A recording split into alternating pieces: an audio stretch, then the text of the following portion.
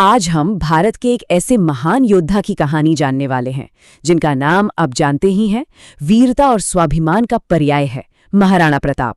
देखिए, ये कहानी सिर्फ एक राजा की नहीं है, बल्कि उस जबरदस्त जज्बे की है, उस भावना की है जिसने एक बहुत बड़े साम्राज्य को सीधी चुनौती दे दी थी। तो चलिए मेवाड़ के इस गौरवशाली अध्याय को जरा और करीब से देखते हैं। तो बात है 16वीं सदी के भारत की। जरा सोचिए, एक तरफ मुगल साम्राज्य जिसकी ताकत, जिसकी दौलत का कोई मुकाबला ही नहीं था, और फिर दूसरी तरफ अरावली की चट्टानों के बीच बसा एक छोटा सा राज्य मेवाड़। एक ऐसा राज्य जिसने कसम खाई थी कि चाहे कुछ भी हो जाए अपनी आजादी को बनाए रखना है। तो ये कहानी है ताकत और स्वाभिमान की इसी अनोखी टक्कर की। तो सबसे पहले ये समझते हैं कि वो कौन सी भावना थी, वो कौन सा जज्बा था जिसने प्रताप को इतिहास में अमर कर दिया। मतलब वो क्या सिद्धांत थे जिनके लिए उन्होंने अपना सब कुछ दांव पर लगा दिया था। देखिए, वो एक ऐसा दौर था जब राजस्थान के बड़े बड़े राजपूत शासक मुगल बादशाह अकबर की ताकत के आगे एक एक करके झुक रहे थे। लेकिन तब मेवाड़ ने एक बिल्कुल अलग रास्ता चुना। महाराणा प्रताप ने सिंहासन पर बैठते ही ये साफ कर दिया था कि मेवाड़ की आज़ादी पर कोई समझौता नहीं होगा। ये रास्ता संघर्ष का होगा, लगातार संघर्ष का। अकबर तो चाहता ही था कि मेवाड़ उसके विशाल साम्राज्य का हिस्सा बन जाए, लेकिन प्रताप के लिए अपनी आज़ादी और अपने स्वाभिमान से बढ़कर कुछ भी नहीं था। सोचिए, उन्होंने महलों का ऐश्वर्य, सारी सुख सुविधाएं, सब कुछ त्याग दिया सिर्फ अपने स्वाभिमान के लिए। उन्होंने गुलामी की जगह संघर्ष को चुना, और बस यही बात उन्हें सबसे अलग बनाती है। अच्छा, लेकिन इस इतने मुश्किल संघर्ष में प्रताप अकेले नहीं थे। उनकी सबसे बड़ी ताकत आई एक ऐसे अनोखे गठबंधन से जिसने मेवाड़ के इतिहास को हमेशा के लिए बदल कर रख दिया। ये थे राणा पूंजा। उन्हें भौमट के राजा के नाम से भी जाना जाता था। एक बहुत ही वीर भील नायक। और एक दिलचस्प बात यह है कि महाराणा प्रताप के पिता उदय सिंह, उन्होंने ही राणा पूंजा की काबिलियत को पहचाना था और उन्हें राणा की उपाधि दी थी। तो हुआ ये कि जब प्रताप ने मदद मांगी तो राणा पूंजा ने वचन दे दिया कि मेवाड़ का हर भील भाई अपनी मातृभूमि की रक्षा के लिए तैयार है। प्रताप ने पूंजा जी को गले लगाया और उन्हें अपना भाई कहा। तो समझिए, ये सिर्फ एक मिलिट्री अलायंस नहीं था, ये दो भाइयों का एक अटूट रिश्ता था।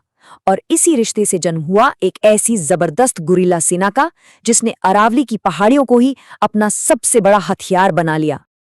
चलिए, आप चलते हैं उस लड़ाई की तरफ जिसके बारे में हम सबने सुना है, हल्दी घाटी। लेकिन इसे एक हार की तरह नहीं, बल्कि एक बहुत जरूरी मोड़ की तरह देखते हैं। एक ऐसा मोड़ जिसने युद्ध की पूरी दिशा ही बदल दी। साल था 1576। हल्दी घाटी का मैदान। प्रताप अपनी छोटी सी सेना के साथ मान सिंह की विशाल मुगल सेना से भिड़ गए।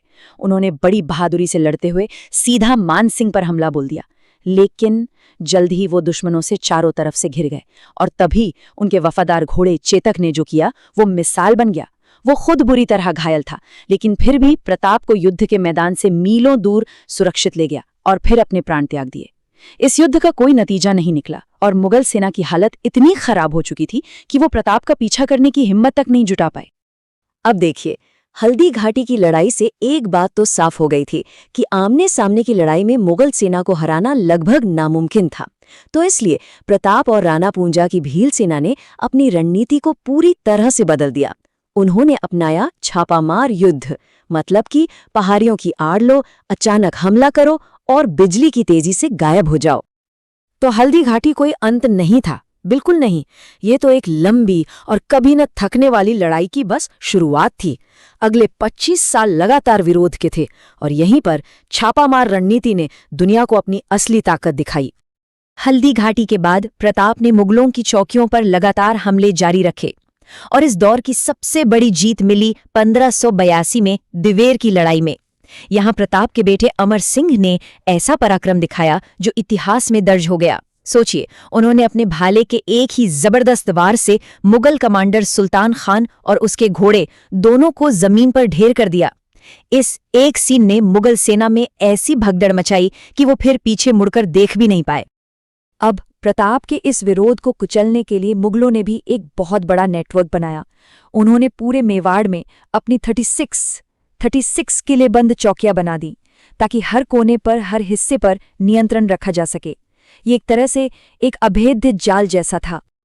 लेकिन प्रताप की गुरिल्ला रणनीति के सामने ये जाल ज्यादा देर टिक नहीं सका। साल 1588 आते आते उन 36 चौकियों में से एक भी नहीं बची थी। 0। दिवेर जैसी जीतों और लगातार छापामार हमलों के दम पर प्रताप ने मेवाड़ के लगभग सारे खोए हुए इलाकों पर दोबारा कब्जा कर लिया था।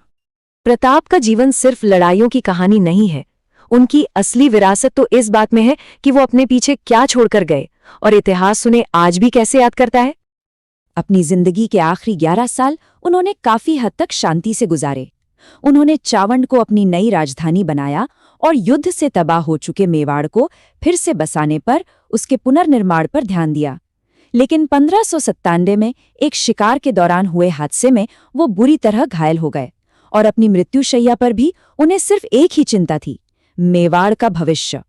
उन्होंने अपने बेटे अमर सिंह से वचन लिया कि वो मेवाड़ की आज़ादी का संघर्ष कभी नहीं छोड़ेगा। शायद प्रताप की महानता का सबसे बड़ा सबूत उनके सबसे बड़े दुश्मन की प्रतिक्रिया में ही मिलता है। कहते हैं कि जब प्रताप की मौत की खबर अकबर तक पहुंची तो वो भी दुखी हो गया।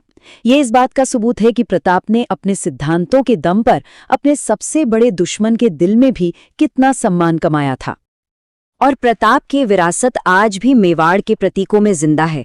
सबसे खास है मेवाड़ का राज चिन्ह। इसमें एक तरफ राजपूत शासक हैं और दूसरी तरफ भील सरदार, दोनों कंधे से कंधा मिला के खड़े हैं। ये इस बात का जीता जागता प्रतीक है कि मेवाड़ की रक्षा में दोनों बराबर के साथी थे। प्रताप का जीवन स्वाभिमान और स्वतंत्रता का एक ऐसा प्रतीक बन गया है जो आज भी पीढ़ियों को प्रेरणा देता है। महाराणा प्रताप की कहानी हमें सोचने पर मजबूर करती है कि क्या कुछ सिद्धांत, कुछ मूल्य ऐसे होते हैं जिनके लिए हर कीमत चुकाई जा सकती है, चाहे हालात कितने भी मुश्किल क्यों ना हो। ये एक ऐसा सवाल है जो सिर्फ इतिहास का नहीं बल्कि आज का